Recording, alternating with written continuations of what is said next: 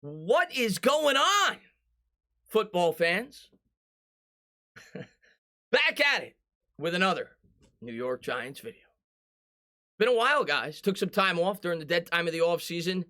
You're going to be seeing a lot of me coming up soon. I got a bunch of videos planned out for you guys. We'll go over the 53-man roster tomorrow, talk about some of the training camp battles, but I'm back talking New York Giants football. Really excited to do so. Also be live doing a couple of Mets games over the second half as well, being that things are starting to heat up there if you guys do enjoy the baseball content. But obviously, on this channel, we're mainly New York Giants focused, and I cannot wait to dive into the 2022 season with you guys. Obviously, a lot of changes around the building for the New York Giants. We got a new head coach, we got a new GM, and we got two nice, shiny toys, obviously with Evan Neal and Kayvon Thibodeaux, that a lot of you guys are going to be excited about going into this season, how they could help the offensive line in the pass rush, something that has been lacking on both sides of the ball for a very long time for the New York Giants football team. So really excited to see how these rookies perform and the impact that they're going to have on this Giants team. But we're going to dive into the expectations for this team throughout this video. First, let's start with last year. Last year, going into the year, well, not everybody, but most people's expectations were higher than they should have been. At the end of the day, the Giants won 4 games. Sure, you could point to the fact we should have beaten the Falcons. We should have beaten Washington had Slayton been able to hold on to the ball, but we could do this every year. We would have won a game or two more had Daniel Jones not gone down, and that's probably true. But even if all that happened, we're probably still only a 7-win team. And why were we only a 6 or 7-win team if we stayed relatively healthy? Because we had holes on our roster at some of the most important places, the offensive line. And as a Giants fan, I hoped that Dave Gettleman and Joe Judge analyzed properly, putting their faith in guys like Shane Lemieux, who, to be fair, went down with an injury, putting their faith in guys like Matt Parrott, who couldn't beat out Nate Solder, that they were going to progress in year 2. That was not the case, and that had a lot to do with the Giants' demise, along with several injuries and the fact that Daniel Jones did not take the next step.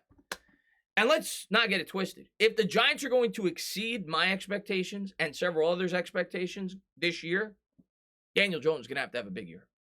Period, end story. I look around the league, I look around the NFL, I look at Joe Burrow, I look at several other quarterbacks, not to completely say that they're equal situations, because the last 2 years, make no mistake about it, Daniel Jones has been handcuffed. He's played an incredibly conservative offense. Daniel Jones in his rookie year, well, he made a ton of rookie mistakes, showed potential, because the Giants allowed him to go out there and throw the football, and I think we'll get back to that this year with Dable. The question is, will he be able to limit the turnovers when they open up the offense this year? And we'll have to wait and see. But that's going to be the key, I think, to Daniel Jones' season going into 2022. But it rests on Daniel Jones' shoulders. If you think this Giants team is going to win 9 or 10 games, that means you think Jones is going to take a mega leap with what's been provided to him. A brand new offense. Barkley, another year removed from the injury. Kenny Golladay, year 2. Can't be worse than year 1. Kadarius Toney, year 2. Obviously combined for 0 touchdowns last year. So that's what you're banking on. You're banking on with the improvements around him, Evan Neal on the right side. Daniel Jones will take that next big leap. Are those my expectations? I think Daniel Jones is going to be improved this year. I don't know if he's going to stay healthy all season. Do I think he's going to play well enough for the Giants to win 10 games? Probably not. But I think he'll be improved. Can't be much worse. The offense was probably the worst offense in all of football over the last 2 years. The fact that you're bringing in 2 innovative offensive minds between Kafka and obviously Dable, yeah, the offense should be better. Let's start there. Those are my expectations. The offense should be significantly better than last year, even the year before. We didn't do anything. We couldn't throw the football at all. We couldn't move the chains. This offense should be better. The question is, how much better? You could be a lot better than last year's offense and still be a bottom 10 offense in the league.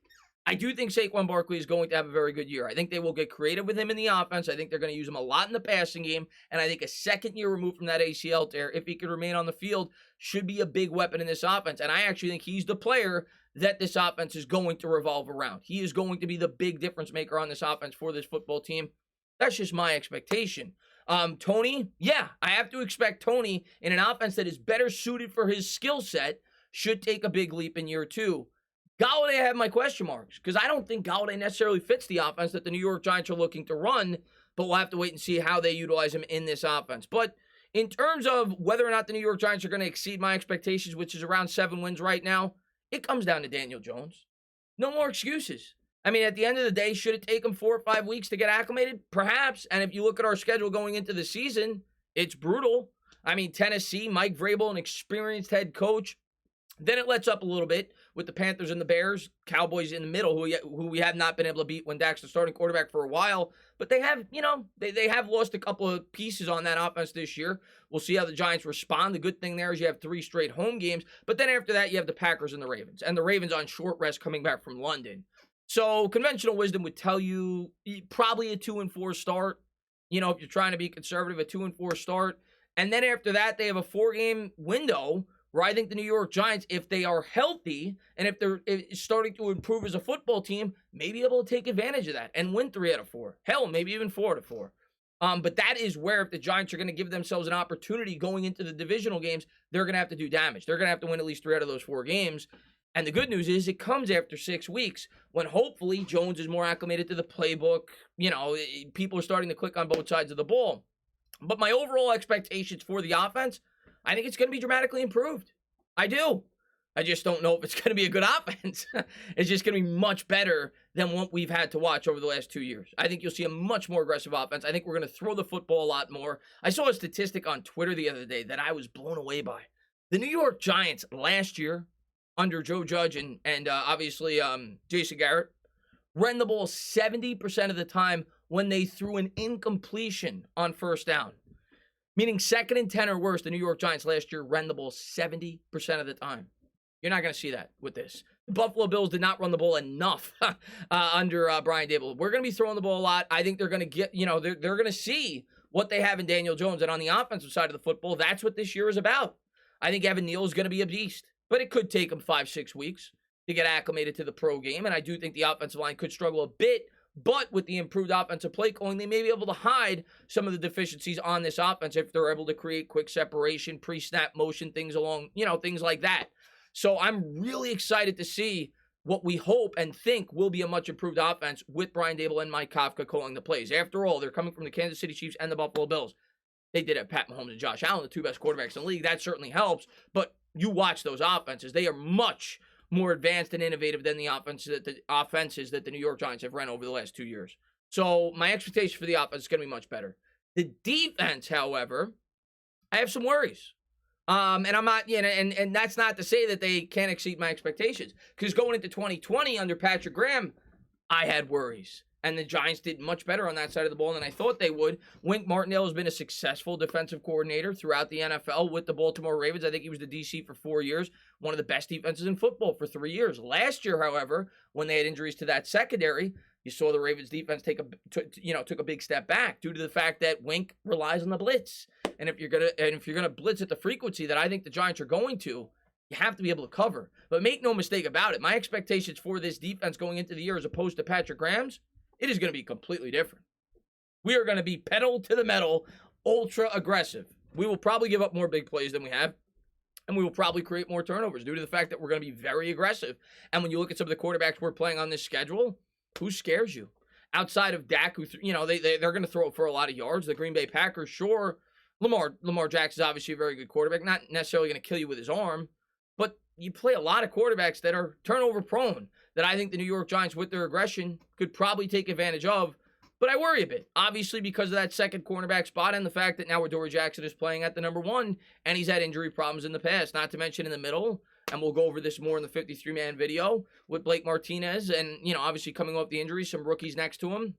The edge rusher is where we should be significantly improved. And if Kayvon Thibodeaux has a huge impact year 1, which should only assist Azeez Ojulari, it may hide a lot of holes on that defense. If you could get after the quarterback quick, and obviously with Wink, who's known to dial up a lot of exotic blitzes and things like that, maybe the Giants will be able to hide some of the holes on this defense, or maybe the secondary will be much better than I expect going into the 2022 season. But the defense, I could see struggling at points in this season. But the good news is, like I said, we're not going up against world beaters on the offensive side of the ball. But going into the year, I'm just hoping to see growth throughout the season. I know a lot of you guys are probably sick of hearing that. I'm sick of hearing that. I want to see this team go out there and win the Super Bowl every year. But we just won 4 games last year, guys. We have a new rebuild. We scrapped a lot of the players from last year's team, and we're banking on a lot of guys to stay healthy. Should it be improved? Yes, it will absolutely be an improved product if we could stay even remotely healthy this year. But my expectations going into the year, like I said at the top of the video, is about 7 wins. I want to see growth, Much like my expectations were for year one for Joe Judge, I want to see something similar this year, and I want to have confidence in this offense going forward. And the most important question is absolutely, is Daniel Jones good enough to be the guy that's going to be the quarterback going forward after this year? For him to do that, he has to do similar to what David Carr. You know, people have asked me that in the past on my live streams. What does Daniel Jones have to do to remain on as the quarterback? He's got to do what Carr did last year. Carr last year won 9 games with a okay Raiders team that had a ton of injuries, and he carried that team to the playoffs. You look around the league, the best teams in the league have quarterbacks that at times have to put the team on his back. Daniel Jones, up to this point, has not shown that enough. With the better pieces around him, hopefully he can this year. We're going to get our answer. But overall, can't wait for the season. Thank you guys for watching. Thank you guys for continuing to support the channel. Really looking forward to having a lot more content up for you guys. I'm going to have, like I said, I'll have the 53-man roster up video tomorrow. Couple other videos I have planned this week, and I will be live at training camp. In addition to that, I'll be live with Bad Dog this week as well as we get the Talk of Giants show up and running. But enjoy your summer, guys. And as always, if you liked what you watched, please subscribe. Drop a comment. Maybe give me a little thumbs up. Cheers.